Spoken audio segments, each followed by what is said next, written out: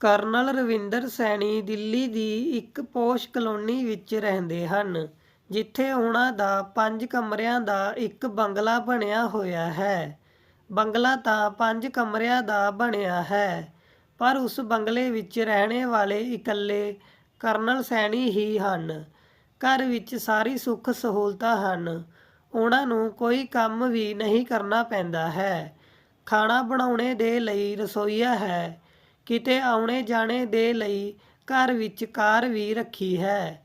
Colonel Saini ਦੇ ਕੋਲ ਸੁੱਖ ਸਹੂਲਤਾਂ ਦੀ ਤਾਂ ਕੋਈ ਕਮੀ ਨਹੀਂ ਹੈ, ਪਰ ਜੇਕਰ ਕਿਸੇ ਚੀਜ਼ ਦੀ ਕਮੀ ਹੈ ਤਾਂ ਉਹ ਹੈ ਆਪਣੇਪਨ ਦੀ, ਆਪਣੇ ਲੋਕਾਂ ਦੀ ਅਤੇ ਆਪਣਿਆਂ ਦੇ ਸਾਥ ਦੀ। ਬੁਢਾਪੇ ਵਿੱਚ ਜਿੰਨੀ ਜ਼ਰੂਰਤ ਆਪਣਿਆਂ ਦੇ ਪਿਆਰ ਅਤੇ ਸਾਥ ਦੀ ਹੁੰਦੀ ਹੈ, ਉਨੀ ਕਿਸੇ ਹੋਰ ਚੀਜ਼ ਦੀ ਨਹੀਂ ਹੁੰਦੀ ਹੈ। ਅਜਿਹਾ ਨਹੀਂ ਹੈ ਕਿ ਰਵਿੰਦਰ ਸੈਣੀ ਦੇ ਬੇਟਾ ਬੇਟੀ ਜਾਂ ਨੂੰਹ ਨਹੀਂ ਹੈ। ਉਹਨਾਂ ਦੇ 2 ਬੇਟੇ ਅਤੇ ਇੱਕ ਬੇਟੀ ਹੈ।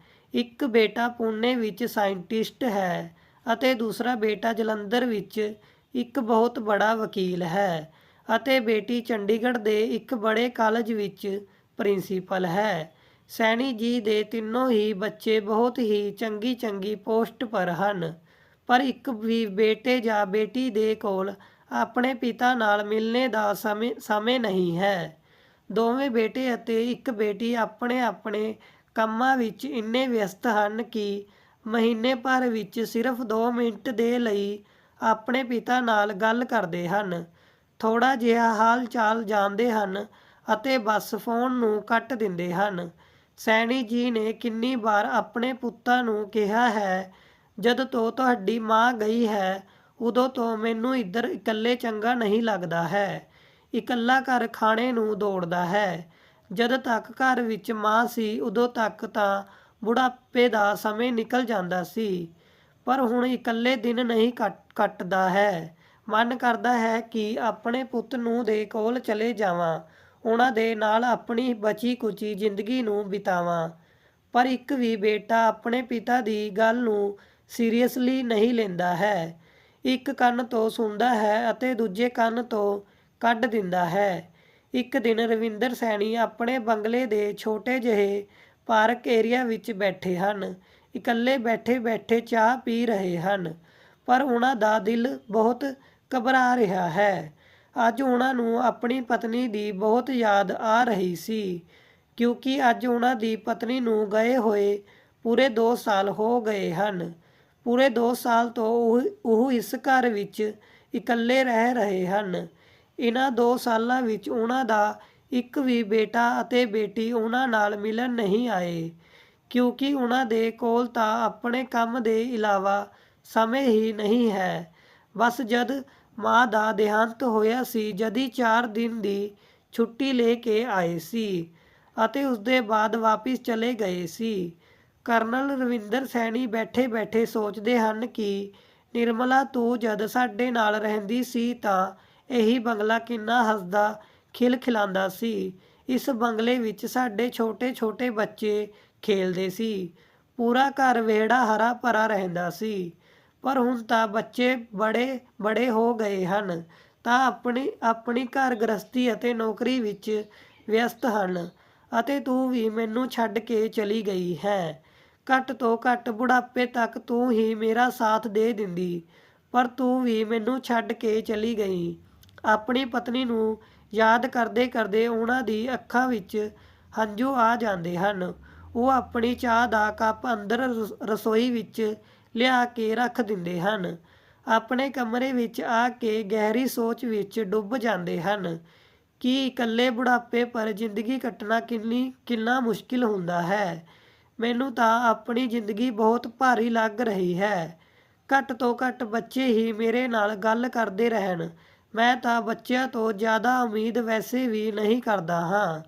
ਬਸ ਇੰਨਾ ਚਾਹੁੰਦਾ ਹਾਂ ਕਿ ਉਹ ਮੇਰੇ ਨਾਲ ਠੀਕ ਨਾਲ ਗੱਲ ਕਰ ਲੈਣ, ਥੋੜ੍ਹਾ ਜਿਹਾ ਸਮੇਂ ਦੇ ਦੇਣ। ਇੱਧਰ ਆ ਨਹੀਂ ਸਕਦੇ ਹਨ ਤਾਂ ਘੱਟ ਤੋਂ ਘੱਟ ਰੋਜ਼ ਮੈਨੂੰ ਸ਼ਾਮ ਨੂੰ 5 ਮਿੰਟ ਦੇ ਲਈ ਫੋਨ ਹੀ ਕਰ ਲਿਆ ਕਰਨ। ਪਰ ਮੇਰੇ ਬੱਚੇ ਮੇਰੇ ਲਈ ਇੰਨਾ ਵੀ ਸਮੇਂ ਨਹੀਂ ਕੱਢ ਸਕਦੇ ਹਨ। ਅਚਾਨਕ ਤੋਂ ਉਹ ਫੋਨ ਚੁੱਕ ਕੇ ਆਪਣੇ ਦੋਵੇਂ ਪੁੱਤਾਂ ਨੂੰ ਫੋਨ ਕਰਦੇ ਹਨ। ਦੋਵੇਂ ਪੁੱਤ ਫੋਨ ਤਾਂ ਚੁੱਕ ਲੈਂਦੇ ਹਨ, ਪਰ ਇਹ ਕਹਿ ਕੇ ਫਟਾਫਟ ਤੋਂ ਫੋਨ ਕੱਟ ਦਿੰਦੇ ਹਨ ਕਿ ਉਹ ਹੁਣੇ ਬਿਜੀ ਹਨ। ਕੋਈ ਜ਼ਰੂਰੀ ਗੱਲ ਹੋ ਤਾਂ ਮੈਸੇਜ ਕਰ ਦੇਣਾ, ਅਸੀਂ ਤੁਹਾਨੂੰ ਫ੍ਰੀ ਹੋ ਕੇ ਕਾਲ ਕਰਾਂਗੇ। ਫਿਰ ਉਹ ਆਪਣੀ ਬੇਟੀ ਨੂੰ ਕਾਲ ਕਰਦੇ ਹਨ। ਬੇਟੀ ਵੀ ਕਾਲਜ ਵਿੱਚ ਹੁੰਦੀ ਹੈ ਅਤੇ ਕਹਿੰਦੀ ਹੈ, ਡੈਡੀ ਹੁਣੇ ਕਾਲਜ ਵਿੱਚ ਇਗਜ਼ਾਮ ਚੱਲ ਰਹੇ ਹਨ, ਮੇਰੀ ਡਿਊਟੀ ਲੱਗੀ ਹੋਈ ਹੈ, ਚੈਕਿੰਗ ਕਰਨੀ ਪੈਂਦੀ ਹੈ, ਮੈਂ ਤੁਹਾਡੇ ਨਾਲ ਬਾਅਦ ਵਿੱਚ ਗੱਲ ਕਰਦੀ ਹਾਂ। ਅਤੇ ਬੇਟੀ ਵੀ ਫੋਨ ਨੂੰ ਕੱਟ ਦਿੰਦੀ ਹੈ। ਰਵਿੰਦਰ ਸੈਣੀ ਆਪਣੇ ਪੁੱਤ ਦੇ ਫੋਨ ਆਉਣੇ ਦਾ ਇੰਤਜ਼ਾਰ ਕਰਨ ਲੱਗਦੇ ਹਨ। ਪੂਰਾ ਹਫ਼ਤਾ ਨਿਕਲ ਜਾਂਦਾ ਹੈ, ਪਰ ਇੱਕ ਵੀ ਪੁੱਤ ਉਹਨਾਂ ਨੂੰ ਫੋਨ ਨਹੀਂ ਕਰਦਾ ਹੈ, ਕਿਉਂਕਿ ਕਿਸੇ ਵੀ ਪੁੱਤ ਦੇ ਕੋਲ ਉਹਨਾਂ ਦੇ ਲਈ ਸਮੇਂ ਹੀ ਨਹੀਂ ਹੈ। ਜੋ ਥੋੜ੍ਹਾ ਬਹੁਤ ਸਮੇਂ ਹੁੰਦਾ ਹੈ ਉਹ ਆਪਣੇ ਪਰਿਵਾਰ ਅਤੇ ਬੱਚਿਆਂ ਨੂੰ ਦਿੰਦੇ ਹਨ, ਪਰ ਬੁੱਢੇ ਪਿਤਾ ਦੇ ਪ੍ਰਤੀ ਵੀ ਤਾਂ ਉਹਨਾਂ ਦਾ ਕੁਝ ਨਾ ਕੁਝ ਫਰਜ਼ ਬਣਦਾ ਹੈ। ਰਵਿੰਦਰ ਸੈਣੀ 10 ਦਿਨ ਬਾਅਦ ਫਿਰ ਤੋਂ ਆਪਣੇ ਦੋਵੇਂ ਪੁੱਤਾਂ ਨੂੰ ਸਵੇਰੇ 5 ਵਜੇ ਹੀ ਫੋਨ ਕਰਦੇ ਹਨ ਅਤੇ ਕਹਿੰਦੇ ਹਨ, ਬੇਟਾ ਹੁਣੇ ਤਾਂ ਤੂੰ ਦਫ਼ਤਰ ਵੀ ਨਹੀਂ ਗਿਆ ਹੋਵੇਂਗਾ, ਇਸ ਲਈ ਮੈਂ ਤੁਸੀਂ ਦੋਨਾਂ ਨੂੰ ਸਵੇਰੇ ਸਵੇਰੇ ਫੋਨ ਕਰ ਦਿੱਤਾ, ਜਿਸ ਨਾਲ ਗੱਲ ਹੋ ਜਾਵੇ। ਬੇਟੇ ਬੁੜਬੁੜਾਉਂਦੇ ਹੋਏ ਕਹਿੰਦੇ ਹਨ, ਹਾਂ ਦੱਸੋ ਕਿਸ ਲਈ ਫੋਨ ਕੀਤਾ ਹੈ? ਪੂਰੀ ਨੀਂਦ ਖਰਾਬ ਕਰ ਦਿੱਤੀ। ਇਹੋ ਜਿਹਾ ਵੀ ਕਿਆ ਜ਼ਰੂਰੀ ਕੰਮ ਸੀ ਜੋ ਇੰਨੀ ਸਵੇਰੇ ਸਵੇਰੇ ਫੋਨ ਮਿਲਾ ਦਿੱਤਾ? ਬੇਟਾ ਮੈਂ ਕਹਿ ਰਿਹਾ ਸੀ ਕਿ ਅਗਲੇ ਮਹੀਨੇ ਦੀਵਾਲੀ ਹੈ, ਤੁਹਾਡੀ ਮਾਂ ਨੂੰ ਗਏ ਹੋਏ ਵੀ ਪੂਰੇ 2 ਸਾਲ ਹੋ ਗਏ ਹਨ, ਉਦੋਂ ਤੋਂ ਤੁਸੀਂ ਲੋਕ ਇੱਕ ਵੀ ਤਿਉਹਾਰ ਪਰ ਘਰ ਨਹੀਂ ਆਏ ਹੋ। ਬਿਨਾਂ ਬੱਚਿਆਂ ਦੇ ਤਿਉਹਾਰ ਪਰ ਘਰ ਸੁੰਨਾ ਸੁੰਨਾ ਲੱਗਦਾ ਹੈ, ਤਾਂ ਮੈਂ ਸੋਚ ਰਿਹਾ ਹਾਂ ਕਿ ਤੁਸੀਂ ਸਭ ਇਸ ਵਾਰ ਦੀਵਾਲੀ ਪਰ ਬੱਚਿਆਂ ਨੂੰ ਲੈ ਕੇ ਘਰ ਆ ਜਾਓ, ਇਕੱਠੇ ਮਿਲ ਕੇ ਦੀਵਾਲੀ ਮਨਾਵਾਂਗੇ।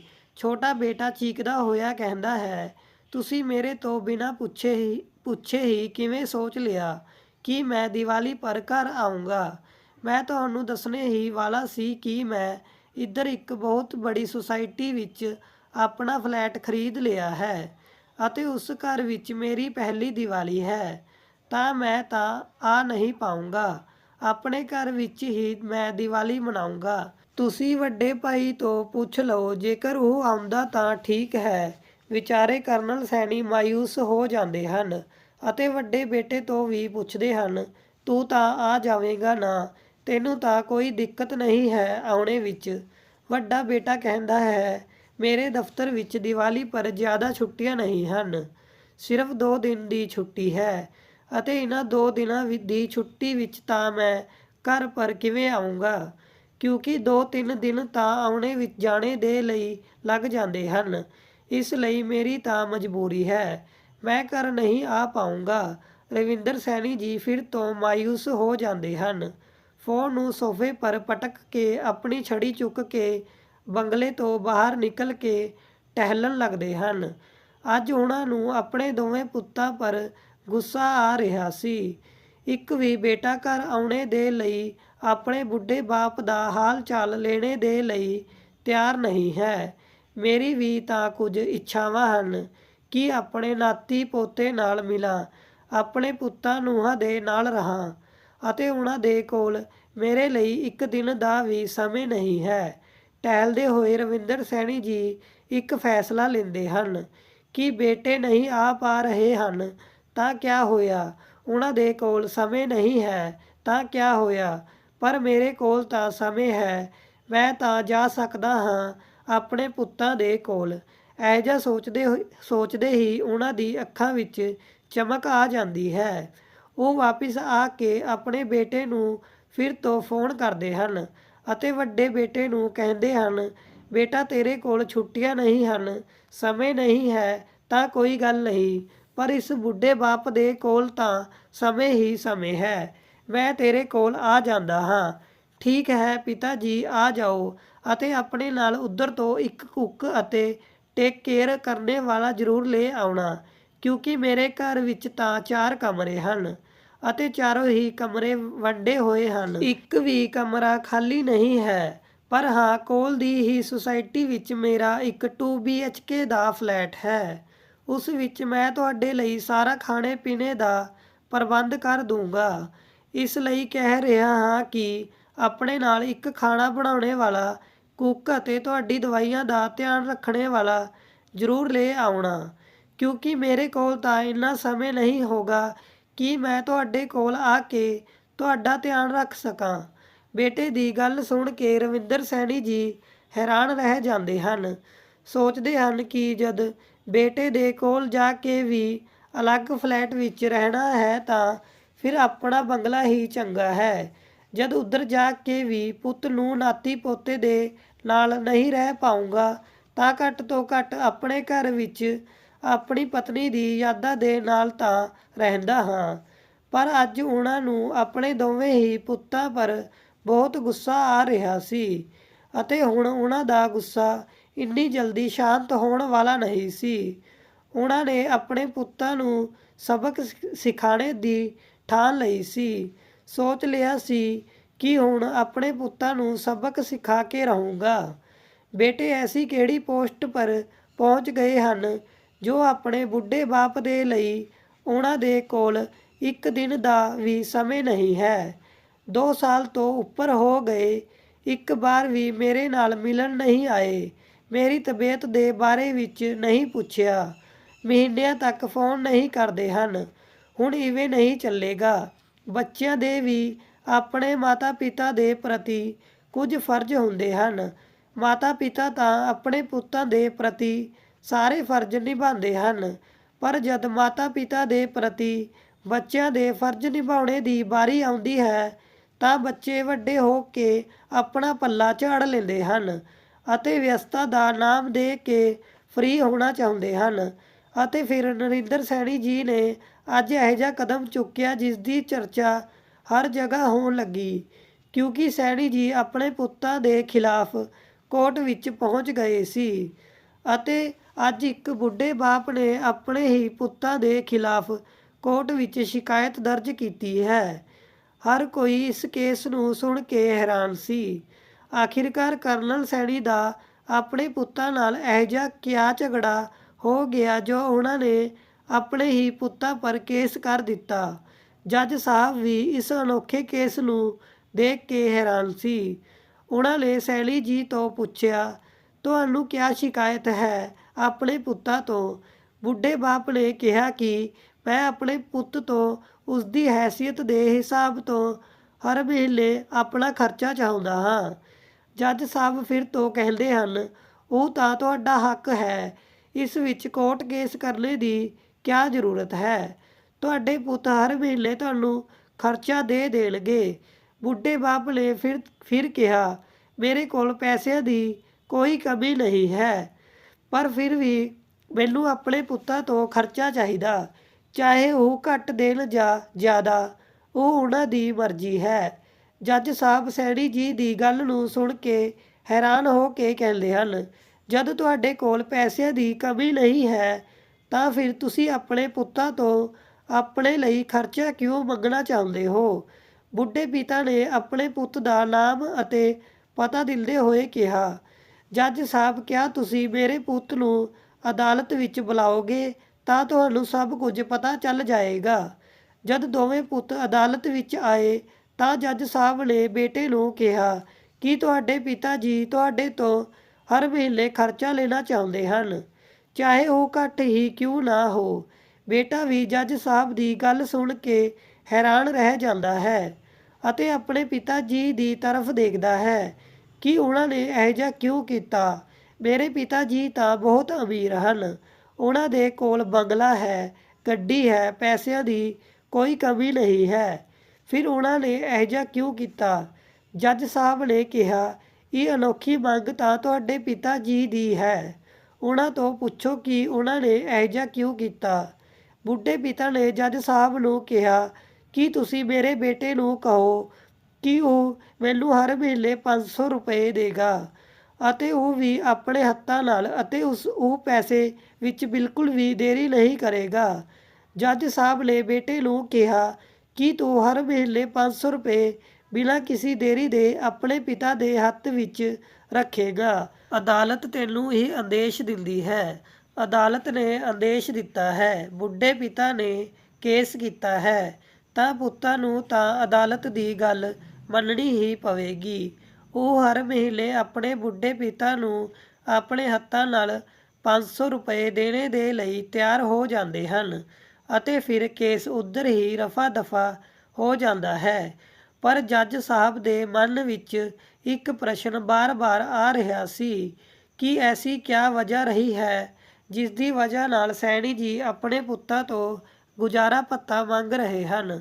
500 ਰੁਪਏ ਉਹਨਾਂ ਦੇ ਲਈ ਕਿਆ ਮਾਇਨੇ ਰੱਖਦੇ ਹਨ, ਪਰ ਫਿਰ ਵੀ ਉਹ 500 ਰੁਪਏ ਆਪਣੇ ਪੁੱਤਾਂ ਤੋਂ ਮੰਗ ਰਹੇ ਹਨ। ਕੇਸ ਖਤਮ ਹੋ ਜਾਣੇ ਦੇ ਬਾਅਦ ਜਦ ਰਵਿੰਦਰ ਸੈਣੀ ਜੀ ਕੋਰਟ ਤੋਂ ਜਾਣ ਲੱਗਦੇ ਹਨ ਤਾਂ ਜੱਜ ਸਾਹਿਬ ਸੈਣੀ ਜੀ ਨੂੰ ਆਪਣੇ ਕੋਲ ਬੁਲਾ ਕੇ ਪੁੱਛਦੇ ਹਨ ਕਿ ਜੇਕਰ ਤੁਸੀਂ ਬੁਰਾ ਨਾ ਮੰਨੋ ਤਾਂ ਕਿਆ ਮੈਂ ਤੁਹਾਡੇ ਤੋਂ ਇੱਕ ਗੱਲ ਪੁੱਛ ਸਕਦਾ ਹਾਂ ਕਿ ਤੁਸੀਂ ਆਪਣੇ ਬੇਟੇ ਦੇ ਖਿਲਾਫ ਮੁਕੱਦਮਾ ਕਿਉਂ ਕੀਤਾ? ਤੁਸੀਂ ਤਾਂ ਬਹੁਤ ਅਮੀਰ ਹੋ ਅਤੇ ਜਦ ਮੁਕੱਦਮਾ ਕੀਤਾ ਹੀ ਸੀ ਤਾਂ 500 ਰੁਪਏ ਹੀ ਕਿਉਂ ਮੰਗੇ? ਪਿਤਾ ਨੇ ਮੁਸਕਰਾਉਂਦੇ ਹੋਏ ਕਿਹਾ, ਜੱਜ ਸਾਹਿਬ ਮੈਂ ਤਾਂ ਆਪਣੇ ਬੇਟੇ ਨੂੰ ਦੇਖਣਾ ਚਾਹੁੰਦਾ ਸੀ। ਮੈਂ ਤਾਂ ਆਪਣੇ ਬੇਟੇ ਦਾ ਚਿਹਰਾ ਦੇਖਣੇ ਦੇ ਲਈ ਤਰਸ ਗਿਆ ਸੀ। ਮੇਰੇ ਦੋਵੇਂ ਹੀ ਬੇਟੇ ਆਪਣੇ ਕੰਮਾਂ ਵਿੱਚ ਇੰਨੇ ਵਿਅਸਤ ਰਹਿੰਦੇ ਹਨ ਕਿ ਉਹਨਾਂ ਨੂੰ ਆਪਣੇ ਪਿਤਾ ਨਾਲ ਮਿਲਣੇ ਦਾ ਸਮੇਂ ਹੀ ਨਹੀਂ ਹੈ। ਇੱਕ ਜ਼ਮਾਨਾ ਗੁਜ਼ਰ ਗਿਆ ਹੈ ਉਹਨਾਂ ਨਾਲ ਨਹੀਂ ਮਿਲਿਆ ਹਾਂ ਅਤੇ ਨਾ ਹੀ ਉਹਨਾਂ ਨਾਲ ਫੋਨ ਪਰ ਗੱਲ ਹੋ ਪਾਉਂਦੀ ਹੈ। ਮੈਨੂੰ ਆਪਣੇ ਪੁੱਤਾਂ ਨਾਲ ਬਹੁਤ ਪਿਆਰ ਹੈ, ਇਸ ਲਈ ਮੈਂ ਉਹਨਾਂ ਪਰ ਕੇਸ ਕੀਤਾ ਹੈ ਤਾਂ ਕਿ ਹਰ ਮਹੀਨੇ 500 ਰੁਪਏ ਦੀ ਧਨਰਾਸ਼ੀ ਦੇਣੇ ਦੀ ਵਜ੍ਹਾ ਨਾਲ ਮੈਂ ਉਹਨਾਂ ਨਾਲ ਮਿਲ ਸਕਾਂ, ਉਹਨਾਂ ਨੂੰ ਦੇਖ ਸਕਾਂ ਅਤੇ ਦੇਖ ਕੇ ਖੁਸ਼ ਹੋ ਲਿਆ ਕਰਾਂ।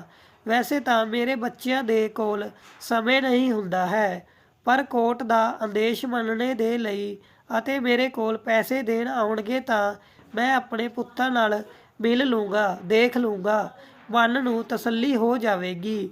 ਬੁੱਢੇ ਪਿਤਾ ਦੀ ਗੱਲ ਸੁਣ ਕੇ ਜੱਜ ਸਾਹਿਬ ਦੀ ਅੱਖਾਂ ਵਿੱਚ ਵੀ ਹੰਝੂ ਆ ਜਾਂਦੇ ਹਨ ਅਤੇ ਉਹ ਸੈਣੀ ਜੀ ਨੂੰ ਕਹਿੰਦੇ ਹਨ ਕਿ ਤੁਸੀਂ ਜੇਕਰ ਪਹਿਲਾਂ ਹੀ ਕਿਹਾ ਹੁੰਦਾ ਤਾਂ ਮੈਂ ਤੁਹਾਡੇ ਦੋਵੇਂ ਪੁੱਤਾਂ ਨੂੰ ਤੁਹਾਡਾ ਖਿਆਲ ਨਾ ਰੱਖਣੇ ਦੇ ਜੁਰਮ ਵਿੱਚ ਸਜ਼ਾ ਵੀ ਦੇ ਦਿੰਦਾ।